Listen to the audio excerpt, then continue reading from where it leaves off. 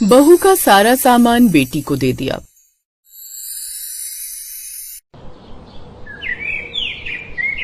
नंदिनी बहुत ही अमीर घर से थी और जब वो शादी करके अपने ससुराल आती है तो साथ में दहेज का सारा सामान लेकर आती है। पड़ोस ने उसकी तारीफ करते हुए कहने लगती हैं, अरे वाह क्या बात है, बहुत सारा सामान लेकर आई है। लगता है अब तो उमा देवी का घर ही दहेज के सामान से भर देगी। उमा देवी ने कुछ नहीं मांगा था, नंदिनी बहू के मायके वालों ने ये सब कुछ अपनी मर्जी से दिया है, वरना आजकल तो मायके वाले बिना मांगे कुछ ना देते। तभी वहाँ पर उमा देवी अपनी बेटी सपना के साथ नंदिनी का स्वागत करने के लिए खड़ी होती हैं और अपनी बहू की आरती उतार कर उसका घर में स्वागत कर लेती है। थोड़ी ही देर में जैसे ही नंदिनी अपने कमरे में जाती है तो देखती है कि वहाँ पर जरूरत का सारा सामान रखा हुआ था। फर्नीचर पहले से सेट था और कोई ऐसा सामान ही नहीं था जो वो अपने मायके से आया हुआ अपने कमरे में रख सकती थी। ये देखकर वो हैरान होती है और अपने आप से कहती है, इन लोगों ने तो मेरा कमरा पहले से तैयार किया हुआ है, अब जो सामान मेरे मायके से आया उन सब सामान का क्या होगा, क्योंकि मेरे कमरे में तो जगह ही नहीं है कि मैं ये सारा सामान अपने पास रख सकूं। कोई बात नहीं, आज तो मेरी सुहागरात है, कल माँ जी से इस बारे में बात करूंगी जाकर। नंदिनी ये बोलकर कुछ नहीं कहती और सुहागरात की सेज पर बैठ जाती है और वहीं दूसरी तरफ उमा नंदिनी के मायके से आया हुआ सारा दहेज का सामान स्टोर रूम में रखवा देती है। अगला दिन मुंह दिखाई का था और उसे किसी से भी बात करने का मौका नहीं मिला। घूंघट में बैठे हुए उसने सोचा, हे भगवान, ना जाने मेरे मायके से आए हुए सामान को इन लोगों ने कहाँ रखा होगा। घर में अभी मेहमान आए हुए हैं, अगर किसी बच्चे ने कोई सामान तोड़ दिया तो बेकार में मेरे माँ बाप की बदनामी होगी कि उन्होंने टूटा हुआ सामान भिजवाया। कोई बात नहीं, जब ये सारे रिश्तेदार चले जाएंगे तब मैं माँ जी से इस बारे में बात करूंगी। नंदिनी ये सोचती है और इसी तरह मुंह दिखाई की रस्म भी खत्म हो जाती है और घर के आधे से ज्यादा रिश्तेदार वापस अपने घर चले जाते हैं। जिसके बाद नंदिनी अपने कमरे में बैठी थी, तभी उमा उसके पास आती है और नंदिनी कहती है, माँ जी, मुझे आपसे एक बात पूछनी थी। जो सामान मेरे मायके से आया था वो तो मुझे कहीं नजर नहीं आ रहा, आखिर वो सारा सामान कहाँ है? वो क्या बात है ना बहू कि तेरा कमरा हमने पहले से तैयार किया हुआ था और समधी जी ने हमें ये बताया ही नहीं था कि वो तेरे साथ ये सब सामान भिजवाने वाले हैं, इसीलिए मैंने वो सारा सामान स्टोर रूम में रखवा दिया है। अगले महीने सपना की भी तो शादी है, वो सारा सामान उसके काम आ जाएगा। नंदिनी ये सुनकर बहुत ज्यादा हैरान और परेशान हो जाती है और अपने मन में कहती है, कैसे ससुराल वाले मिले हैं मुझे। जो सामान मेरे मायके की तरफ से मेरे लिए आया था वो सारा सामान ये मेरी ननद के लिए उठाकर रख रहे। बहू का सारा सामान उठाकर बेटी को दे दिया, कितनी गलत बात है। अरे बहू, क्या सोचने लग गई, चल तू थोड़ी देर आराम कर ले, इतने सारे रिश्तेदार आए थे तो तू भी बहुत थक गई होगी ना।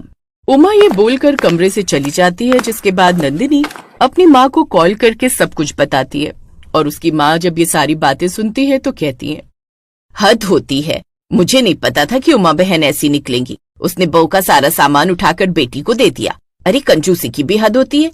मुझे पता होता कि वो ये सब कुछ करने वाली है तो मैं कभी भी तुझे दहेज का सामान देती ही नहीं।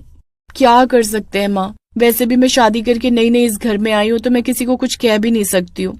नंदिनी ये बोलती है और उसके बाद कॉल कट कर देती है। ऐसे ही एक दिन जब उसका पति पंकज ऑफिस से घर आता है तो सबसे पहले उमा के पास कुछ बात करने उसके कमरे में जाता है। फिर नंदिनी के कमरे में आकर उससे कहता है, वो साड़ियाँ अभी तुमने खोली भी नहीं होंगी, वो तुम मुझे दे दो, हम सपना के लिए उठाकर रख देते हैं। पंकज जी, मैं बाकी लोगों से तो खुलकर बात नहीं कर सकती, लेकिन आपसे तो खुलकर बात कर सकती हूँ ना। कैसे परिवार वाले हैं आपके जिन्होंने बहू का सारा सामान उठाकर बेटी को दे दिया और अब आप लोगों की नजर मेरी साड़ियों पर भी है। तो क्या हो गया नंदिनी, मैं कमाता हूँ और मैं तुम्हें कोई प्रेशर तो नहीं दे रहा। हम तुम्हारे लिए नई साड़ियाँ खरीद लेंगे। वैसे भी तुम्हारे पास इतनी साड़ियाँ जमा हो गई हैं जितनी तुम पहन भी नहीं पाओगी। कभी कभी तुम सूट भी पहनोगी, कभी वन पीस पहनोगी, कभी पजामा शर्ट पहनोगी। ये साड़ियाँ खराब हो जाएंगी और इनका फैशन भी चला जाएगा।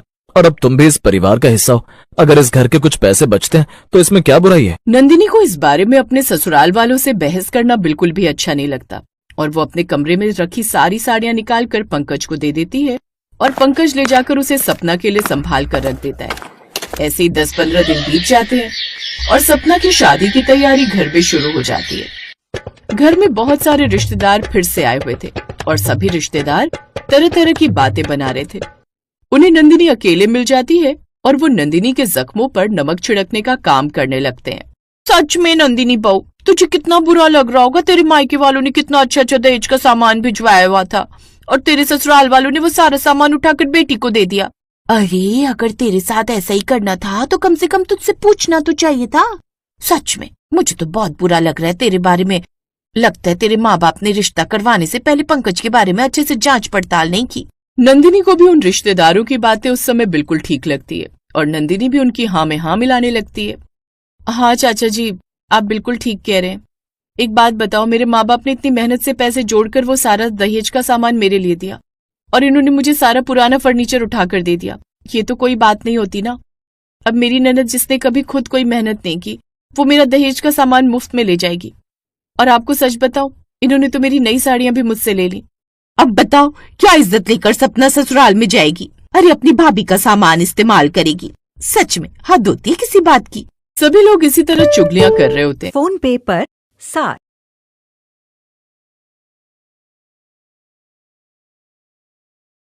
और वहीं सपना ये सारी बातें सुन लेती है और ये सुनकर उसे बहुत बुरा लगता है।